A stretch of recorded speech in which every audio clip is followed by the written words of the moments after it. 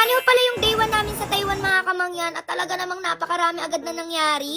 Ay, for the good.